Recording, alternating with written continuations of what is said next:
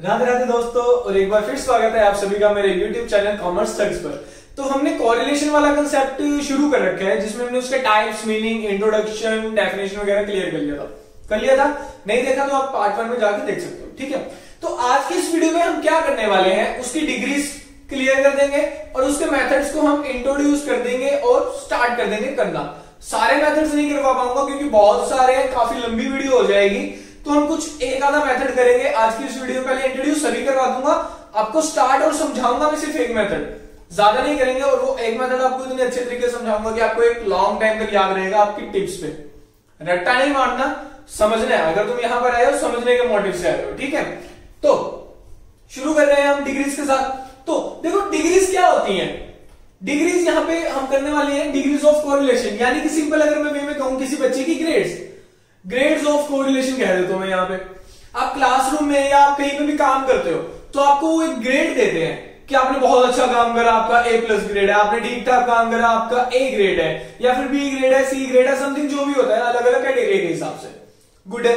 तो इसमें क्या होता है, इसमें हम उसके वर्क के अकॉर्डिंग उसको एक ग्रेड देते हैं। उसी तरीके से हम कोरिलेशन को भी एक डिग्री देते हैं उसके रिजल्ट के अकॉर्डिंग कि वो कितना रिलेट कर रहे हैं आपस में।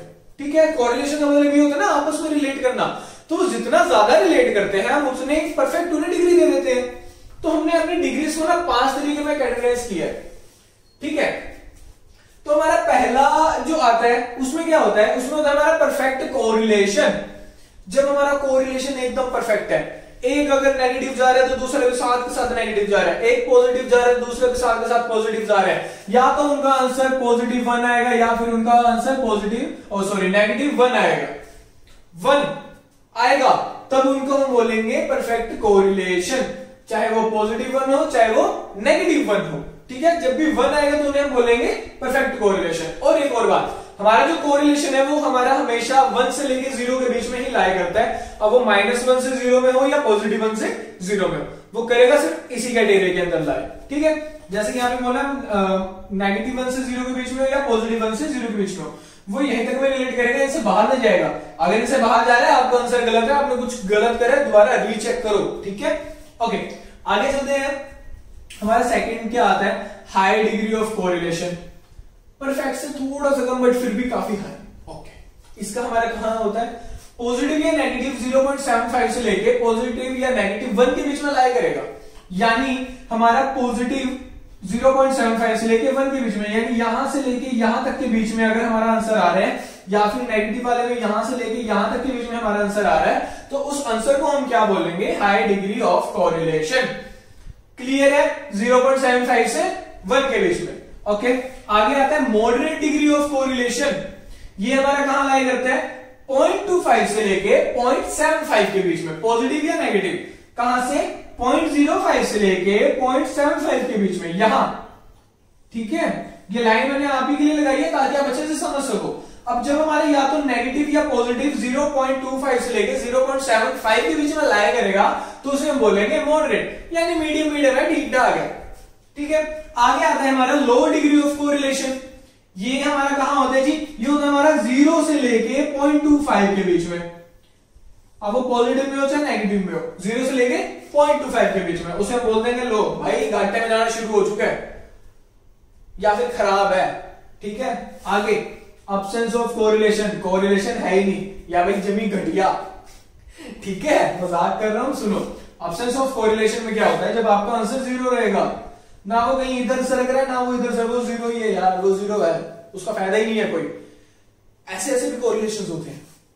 अब वो कैसे होते हैं, आपने 2 वेरिएबल्स ले लिए, ठीक है, कभी कभार वो बहुत अच्छा रिलेट कर रहे हैं तो वो परफेक्ट हो गए, कभी कभार बहुत गंदा कर रहे हैं तो वो लो हो गए, कभी कभार वो आपस में रिलेट ही नहीं कर रहे, उनके बीच में कोरिलेशन ही नहीं है। कैसे, सिंपल मैं बताता हूं कि एक बंदा झूले खा रहा है और दूसरा बंदा रोटी खा रहा है, तो ये बंदा जितने झूले खाएगा वो बंदा उतनी रोटी खाएगा, ऐसा है तो नहीं ना, ये तो बेतुकी सी बात हो गई। वो जो बेतुकी बात होती है वो होती है हमारा अब्सेंस ऑफ कोरिलेशन। तो उस टाइम हमारा आंसर 0 आता है। डिफाइन हो गया, आपके आंसर्स क्या आएंगे और उस हिसाब से आप लोगों ने क्या डिग्री देनी है। सबसे अच्छा है पॉजिटिव 1 या नेगेटिव 1 के बीच की बात नहीं कर रहा मैं, इन दोनों की अलग अलग बात कर रहा हूं। या तो आपका नेगेटिव 1 होगा या पॉजिटिव 1 होगा, 1 ही होगा आंसर। तब आपका होगा परफेक्ट कोरिलेशन, या इन बिटवीन होगा आपका इसके अंदर या इसके अंदर, तो आप उसे दोगे हाई डिग्री, यानी परफेक्ट से थोड़ा सा कम, बट ठीक है चलेगा इतना भी। मॉडरेट यानी मीडियम, जो कि लाई करेगा 75 से 0.25 के बीच में, 0.75 से 0.25 के बीच में। लो आपका लाई करेगा 0 to 0.25, ठीक है। और आपका एब्सेंस का तो आपको हमने समझा दिया 0 में करेगा, ठीक है। डिग्रीज आपको क्लियर है? क्लियर है। अब वीडियो आपने देखी नहीं यहां तक, एक काम सबसे पहले करो, चैनल को लाइक और सब्सक्राइब करो, कर दिया, शेयर भी कर दो अपने दोस्तों के साथ, उनका भी भला करो, बहुत गुड, ठीक है। आगे आगे भी करते रहेंगे, ये चीजें ना आपको रिमाइंड करनी बहुत जरूरी है, आप करते नहीं हो यार, फिर मेरा मोटिवेशन नहीं आता। चलो ये आपको डिग्रीज क्लियर, अब हम ध्यान देते हैं अपने मेथड्स की तरफ। तो बहुत ही सिंपल से इसके मेथड है, बहुत सिंपल से डिफाइन किए गए हैं। क्या है देखो, सबसे पहले मेथड को करा 2 पार्ट्स में डिवाइड। पहला हमारा तरीका गया ग्राफिक मेथड, दूसरा हमारा तरीका गया अलजेब्रिक मेथड। ग्राफिक में सिंपल है, जहां हम ग्राफ में अपना डाटा रिप्रेजेंट करेंगे और पता लगाएंगे कि कोरिलेशन बन रहा है या नहीं बन रहा। अलजेब्रिक में सिंपल होता है, जहां पे आप मैथमेटिक्स में एबीसीडी का यूज करते हो ना, उस तरीके से यानी फॉर्मूलाज लगाएंगे और उसके आंसर से क्लैरिफाई करेंगे कि हाँ उनमें कोरिलेशन है या नहीं है, ठीक है। तो ग्राफिक के भी आगे फर्दर 2 पार्ट किए गए, ठीक है। कौन सा? स्कैटर डायग्राम मेथड और कोरिलेशन ग्राफ मेथड, ठीक है। इन दोनों मेथड्स को हम बाद में कहीं किसी दूसरी वीडियो में देखेंगे। फिलहाल के लिए आप जान लो कि ग्राफिक मेथड के अंदर 2 मेथड, ठीक है। अलजेब्रिक मेथड को ना हमने 3 पार्ट में डिवाइड करा। डिवाइड क्या करा? 3 लोगों ने या 3 तरीके से हमारे अलग अलग फॉर्मूला आए। सबसे पहले हमारा Karl Pearson coefficient of correlation आया, जो कि हमें दिया हमारे बहुत अच्छे ज्ञानी जी कार्ल पियर्सन ने। तुम्हें भी कहता हूं मेहनत कर दो, तुम्हारा भी नाम फॉर्मूलाज के आगे लग जाएगा, पढ़ लो, ठीक है। तो देखो मजाक से हटके कार्ल पियर्सन ने मेथड दिया, और किसने दिया? स्पीयर्समैन रैंक कोरिलेशन होगा। थर्ड वन होगा हमारा कॉन्करेंट डेविएशन मेथड। तो हमारे 3 मेथड है जो कि आएंगे हमारे अलजेब्रिक मेथड के अंडर, ठीक है। तो आज की इस वीडियो में हम शुरुआत करेंगे Karl Pearson coefficient of correlation के मेथड की। तो इसको भी ना उन्होंने 2 पार्ट्स में डिवाइड करा, या 2 तरीके से करने को सिखाया। पहला था जिसमें आपका कोरिलेशन होगा किसका? अनग्रुप डाटा के बेस पर, ठीक है। सेकंड में इसका उल्टा ग्रुप्ड डाटा के बेस पर जब आप कोएफिशिएंट ऑफ कोरिलेशन निकालोगे, ठीक है जी। अब अनग्रुप्ड के अंदर भी उन्होंने 4 तरीके बताए हैं। आप चारों में से कोई भी यूज कर सकते हो, अगर आपको वहां पे कुछ डिफाइन नहीं है कि आपको पर्टिकुलर वही करना है, या फिर अगर आपको डिफाइन है कि आपको पर्टिकुलर यही मेथड यूज करना है तो आपको वही करना है। तो हम बाकी चारों करेंगे, जिसमें हमारा पहला मेथड आता है एक्चुअल मीन मेथड, आगे आता है एज्यूम्ड मीन मेथड, उसके बाद आता है method on basis of actual data, ठीक है। एंड हमारा लास्ट होता है variance and standard deviation method, ठीक है। तो ये 4 मेथड्स हैं कार्ल पियर्सन के, किसके? अनग्रुप डाटा के अंदर, ठीक है। इसको स्क्रीनशॉट लेके आप कहीं पे लिख लो ताकि ये चीजें आपको याद रहे। अगर आप इसको इस तरीके से प्रेजेंट करते हो तो एक बहुत अच्छा इंप्रेशन डलता है, दूसरा आपको सब क्लियर रहेगा, ठीक है। स्क्रीनशॉट ले लिया। तो देखो भाई मेथड्स का पता चल गया कौन कौन से मेथड होते हैं। अब हम शुरुआत करते हैं, हमारा पहला मेथड लेके चलेंगे जो कि है कार्ल पियर्सन का अनग्रुप डाटा में से एक्चुअल मीन मेथड, ठीक है। इसका सिंपल सा फॉर्मूला है, आपको यहाँ पे शो हो रहा है। अभी हम इसको पूरा क्लैरिफाई करते हैं कि कैसे है। क्लैरिफाई क्यों कर रहे हैं? ताकि आपको एक लॉन्ग टाइम तक वो चीज याद रहे। ओके, तो सुनो, सबसे पहले हम लिखेंगे स्मॉल आर। स्मॉल आर क्यों? कोएफिशिएंट ऑफ कोरिलेशन को डिनोट करता है, ठीक है। स्मॉल आर क्यों करता है वो हम बाद में बात करेंगे, अभी छोड़ दो, टेंशन मत लो, फॉर्मूला याद रखो। और एक और बात, अभी हमने देखा काफी सारे फॉर्मूलाज हैं, ठीक है। आगे आगे सब डिवाइडेड पार्ट्स हैं, तो उन चीजों को याद करने के लिए आपको एक सिंपल सा टूल देता हूं मैं। वो टूल क्या है? आपके कॉपी के 2 से 3 पेज, ठीक है। आपकी हैंड राइटिंग के अनुसार 2 या फिर 3, करना कुछ नहीं है। आपने उन 2-3 पेजों को, अपने पेजेस को संभाल कर रखना है। उसके ऊपर आपने जैसे जैसे हम फॉर्मुलाज करते रहेंगे, जैसे आज की इस वीडियो में हम एक फॉर्मूला करेंगे सिर्फ, तो आपको उस एक फॉर्मूला का अपने उस पेज पे आपने नोट कर लेना है, ठीक है। और उसे अच्छी जगह पे रखना है, जहां आपका तो दिन में नहीं तो हफ्ते में 1-2 बार वहां पे ध्यान चला जाए और आप उसे रिवाइज करते रहे। आपके 3-4 पेजेस होंगे जिसमें से फॉर्मूलाज होंगे, आप उन्हें रिवाइज करते रहोगे हफ्ते में, तो आपको सारे फॉर्मूलाज लॉन्ग टाइम तक याद भी रहेंगे, ठीक है। लॉन्ग टाइम नहीं तो पेपर तक तो फिलहाल अच्छे खासे आपको याद रह ही जाएंगे, रिवाइज होता रहेगा ना, क्योंकि दिमाग में चलती रहेंगी चीजें। तो देखिए फॉर्मूलाज का पेज हो गया, अब फॉर्मूला लिखते हैं। देखो जैसा कि ऊपर यहाँ लिखा हुआ है, हमने सबसे पहले स्मॉल आर लिखना है, ओके। उसके बाद क्या करना है? हमने कर देना सिग्मा ब्रैकेट में x माइनस एक्स बार, मल्टीप्लाई कर देना उसको y माइनस वाई बार से। अब देखो क्वेश्चन में ना हमें x और y तो गिवन होगा, हमें x बार और y बार चाहिए, ठीक है, वो हम बाद में देखते हैं। और इसको हमने डिवाइड कर देना है किससे, under root sigma x minus X bar का होल स्क्वायर से, और उसको फिर से मल्टीप्लाई कर देना है under root sigma y minus Y bar के होल स्क्वायर के साथ। ठीक है, आसान है फॉर्मूला, याद हो जाएगा जी। अब कई जगह पे या कई बुक्स में ना आपको कुछ अलग सा फॉर्मूला दिख रहा होगा, और वो फॉर्मूला किस तरीके का होगा, आपको दिख रहा होगा R is equal to sigma small x y divided by under root sigma x square multiply by under root sigma y square. अब कहोगे सर ये क्या अलग अनबन सी है भाई, यहां इतना बड़ा फॉर्मूला हमारे पास तो छोटा सा दिख रहा है। सुनो बात, कुछ नहीं करा, जो हमारा x माइनस एक्स बार है ना, उन्होंने क्या करा, इसको डिनोट कर दिया स्मॉल x से, y माइनस वाई बार जो आएगा ना हमारा, उसको इन्होंने डिनोट कर दिया y से। मतलब यहां पे मैंने सिंपल टर्म लिखे हैं, उन्होंने वहां पे उसको सॉल्यूशन छोटा सा करके लिख दिया कि इस चीज को जब हम क्लियर करेंगे तो हमें स्मॉल x मिलेगा, और जब हम इस चीज को क्लियर करेंगे तो हमें स्मॉल y मिलेगा। यानी हम x में से जब x बार को माइनस कर देंगे तो हमें स्मॉल x मिल जाएगा, y में से y बार को माइनस करेंगे हमें स्मॉल y मिल जाएगा। सिंपल इतनी सी चीज है, कुछ अलग भयंकर चीज नहीं है, ठीक है, खो मत चीजों में। ओके जी, तो ये चीज क्लियर है। अब एक चीज और आपको यहां पे दिख रही होगी सिग्मा, जिन बच्चों को पता है बहुत अच्छी बात है, जिनको नहीं पता कोई दिक्कत नहीं, हम किस लिए है। सिग्मा क्या होता है, जब आप किसी चीज का टोटल कर देते हो ना तो उस टोटल को हम सिग्मा कहते हैं। फॉर एग्जाम्पल अगर मैं आपको यहाँ पे कहूं मेरी x की जितनी टर्म्स हैं, ये 7 टर्म्स हैं, अगर मैं इन सब का टोटल कर देता हूं ना तो टोटल करके मेरे पास जो भी आएगा वो होगा मेरा सिग्मा। क्या होगा, टोटल जो होगा वो होगा हमारा सिग्मा। ठीक है, अब आपको सिग्मा भी क्लियर है, एक्स बार वाई बार भी नहीं क्लियर, ये तो हमने क्लियर किया ही नहीं, करते हैं। ठीक है, अब एक्स बार या फिर वाई बार हमारा क्या होता है, देखो जब भी आप एक्स वाली टर्म्स का मीन निकालोगे वो आपका एक्स बार होगा। अगर मैं आपको कहूं आप 5 6 7 8 9 10 11 इन सबको प्लस करो और उसको डिवाइड कर दो, जितने नंबर है, कितने 1 2 3 4 5 6 7 नंबर है, आप इसको टोटल करो और उसको डिवाइड कर दो 7 से, जो भी आपको आंसर मिलेगा वो आपका होगा एक्स बार। वो मीन होगा ना, तो वो जो मीन है वो है एक्स बार। वाई की टर्म्स को करोगे जो भी मीन आएगा वो होगा आपका वाई बार। क्लियर है, सभी चीजें क्लियर है ना। ठीक है, क्वेश्चन करते हैं, जो कुछ रह गई चीजें आपको वहां पे क्लियर हो जाएंगे। डरना नहीं है, बहुत आसान सा फॉर्मूला है, कोई दिक्कत लेने वाली बात ही नहीं है। ठीक है, तो देखो हर क्वेश्चन में जैसे मैंने पहले आपको बोला एक्स और वाई आपको गिवन होगा। ठीक है, ओके आगे क्या करना है, हमें क्या चाहिए, हमें एक्स माइनस एक्स बार दिखाई दे रहा है या फिर स्मॉल एक्स दिखाई दे रहा है, पहले उसी को ही पकड़ दो, जो चीज पहले दिखती है उसे खींच लो, पकड़ दो और उसी को सॉल्व कर दो। हमारे पास नहीं है, हमने निकालनी है, ठीक है निकाल लेंगे।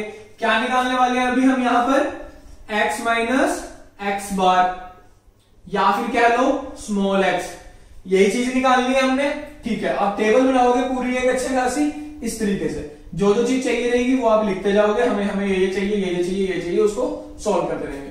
अब x माइनस एक्स बार निकालने के लिए आपको पहले x बार चाहिए, x बार निकाल लेते हैं, उसे हम साइड में लिखेंगे, हमें चाहिए x बार।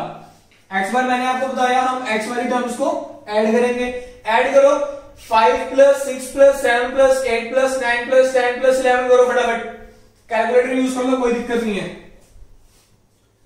तो इसको कैलकुलेट करने के बाद आपको कुछ 56 वगैरह दिख रहा होगा, है ना। ठीक है, मीन निकालना है हमने, निकालो 56 डिवाइडेड बाय कितनी टर्म्स है, 7, कितना आ जाएगा, 8 आ जाएगा। ठीक है जी, x बार तो आ गया 8, y बार निकालो, y की टर्म्स ऐड करो, 3 plus 5 plus 8 plus 9 plus 11 plus 13 plus 14, कितना आया, 63 आ रहा है। ठीक है जी, 63 आ रहा है जी, इसको डिवाइड करो 7 से, कितना आएगा, 9 आएगा। चलो जी, y बार भी आ गया हमारा 9। हमें चाहिए क्या, x माइनस एक्स बार। x बार हमें गिवन है, हमने निकाल लिया, हमारा 8 है, x हमें गिवन है। करेंगे सिंपल, x में से x बार को करो माइनस 5 माइनस 8, 5 माइनस 8 यानी नेगेटिव का 3, क्लियर है। 6 माइनस 8 नेगेटिव का 2, 7 माइनस 8 नेगेटिव का 1, 8 माइनस 8 0, 9 माइनस 8 1, 10 माइनस 8 2, 11 माइनस 8 3। चीज क्लियर?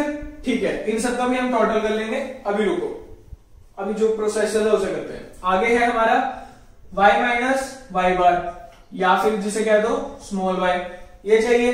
करते हैं। हमारा y बार क्या आया था 9, ठीक है।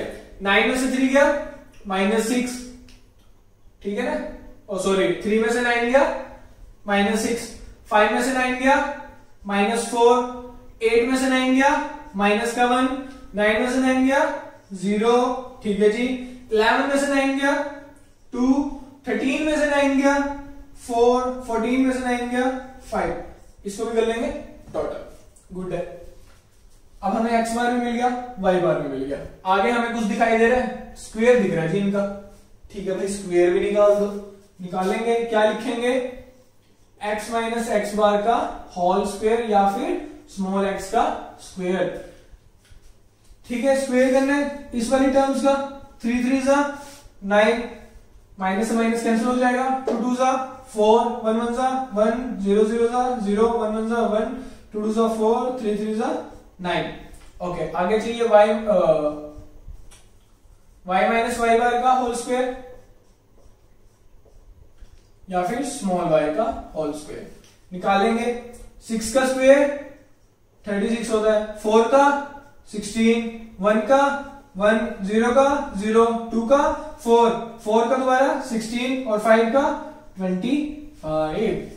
ठीक है, इन सब का हमें क्या चाहिए? सिग्मा चाहिए जी, है ना। ठीक है, वो भी निकालेंगे। पर एक चीज देखो, यहाँ पे अलग क्या है, यहाँ पे x और y दोनों मल्टीप्लाइड में है, तो हमें वो भी चीज निकालनी है। यानी स्मॉल x और स्मॉल y, ये जो आ रहा है ना, हमें इन दोनों को भी मल्टीप्लाई करना है।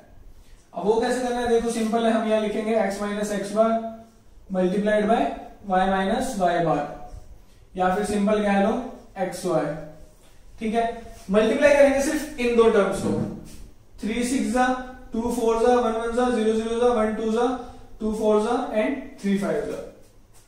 मैं कैलकुलेट करके लिख लो तो ठीक है, मैंने यहाँ पे टर्म्स कैलकुलेट करके लिख ली हैं और साथ ही में मैंने इनका सिग्मा भी निकाल लिया, जिसके सिग्मा की हमें जरूरत है। हमें किस किस के सिग्मा की जरूरत है? एक तो एक्स वाई के सिग्मा की जरूरत है, तो यानी एक्स वाई का सिग्मा, यानी एक्स वाई का टोटल मैंने निकाल लिया, ये हो गया उसका सिग्मा। ठीक है, ये हमें मिल गया 52। साथ में हमें गिवन है एक्स स्क्वायर का सिग्मा चाहिए और वाई स्क्वायर का सिग्मा चाहिए। तो एक्स स्क्वायर का मैंने सिग्मा निकाला है और मैंने निकाला साथ में वाई स्क्वायर का सिग्मा। फॉर्मूला में पुट करेंगे, सिंपल सा फॉर्मूला हमारा क्या था, जो भी था ये लिखा हुआ है यहाँ पे। क्या चाहिए हमें? R is equal to sigma x y. Sigma x y क्या है? ये एक्स वाई आ गया, इसका सिग्मा 52, तो 52 आ जाएगा हमारा ऊपर। डिवाइड करना है किससे? Under root sigma X minus X bar, यानी स्मॉल एक्स का स्क्वायर। सिग्मा चाहिए उसका, स्मॉल एक्स स्क्वायर का सिग्मा चाहिए। कितना है? 28। अंडर रूट के अंदर आ गया हमारा 28। मल्टीप्लाई है, बीच में मल्टीप्लाई का साइन है, ठीक है, तो मैंने डॉट से डिनोट करा है। अंडर रूट स्मॉल वाई का स्क्वायर, स्मॉल वाई क्या है हमारा? ये रहा, इसका स्क्वायर, और इसका क्या चाहिए? सिग्मा, जो कि है 98। इस तरह की कुछ टर्म्स आई, ठीक है। अब ना कैलकुलेटर खोलो और उसमें सिंपल सा कैलकुलेट करो। Under root 28 multiply by under root 98। आपके कैलकुलेटर में अंडर रूट का साइन होगा ना, आपने पहले उसे दबाना है, उसके बाद 28 लिखना है, फिर मल्टीप्लाई का साइन, अगेन अंडर रूट 98। इसको सॉल्व करने के बाद आपको क्या मिलेगा? क्या मिलेगा जल्दी बताओ? 52.4 मिल रहा है, यही मिल रहा है ना। और ऊपर क्या है हमारा? 52। इनको क्या करेंगे? डिवाइड करेंगे। करो, 52 डिवाइडेड बाय 52.4, आंसर क्या आएगा? 0.992 या कुछ समथिंग आपका इसी तरीके का आ रहा होगा कैलकुलेटर में, है ना? आ रहा है, ठीक है। अब एक और चीज क्लियर, डिग्रीज में पढ़ा था ना, बताओ ये कौन सी डिग्री है? ये परफेक्ट कोरिलेशन है ना? ठीक है, तो ये हमारा पहला फॉर्मूला भी हो गया, आपको एक डिग्री का एग्जांपल भी मिल गया, आपको तरीके समझ आ गया कि हमें सिग्मा किसे कहते हैं, एक्स बार या फिर स्मॉल वाई हम कैसे निकालते हैं। सभी चीजें क्लियर हो चुकी, फॉर्मूला आपको क्लियर है। ये आपका क्वेश्चन है, अपनी बुक्स के अंदर आपको और भी क्वेश्चंस गिवन होंगे, आपने वो भी ट्राई करने हैं, ठीक है। और आपका जो भी आंसर आता है, या फिर अभी मैं इस वीडियो के एंड में आपको एक क्वेश्चन दे दूंगा, आपका जो भी आंसर आता है मुझे कमेंट्स में जरूर बताओ। और वीडियो में आपको और क्या कुछ चाहिए या फिर इससे रिलेटेड आपको कोई और टॉपिक भी चाहिए तो आप मुझे वीडियो में कमेंट में बताओ, मैं तभी उसे बता पाऊंगा, है ना। कोई भी आपको डाउट आ रहा है या कोई भी आपकी दिक्कत है वो मुझे कमेंट्स में बताओ। वीडियो अच्छी लग रही है तो लाइक करो, दोस्तों का भला चाहते हो तो उनके साथ शेयर करो, और चैनल में अपडेट पाते रहने के लिए लाइक करना और बेल आइकन भी दबा देना, ठीक है। ये चीजें सभी बोलते हैं, मैं भी बता रहा हूं, याद कर लिया करो। फॉर्मूला क्लियर, सम क्लियर, सम आपको शो हो रहा होगा आपकी स्क्रीन पे, जो भी आपने बैठ के करना है, और मुझे रिजल्ट इसका कमेंट्स में बताना है। तो आज की वीडियो यहीं पे एंड करते हैं, नेक्स्ट वीडियो में इसका नेक्स्ट मेथड लेकर आएंगे। Thank you.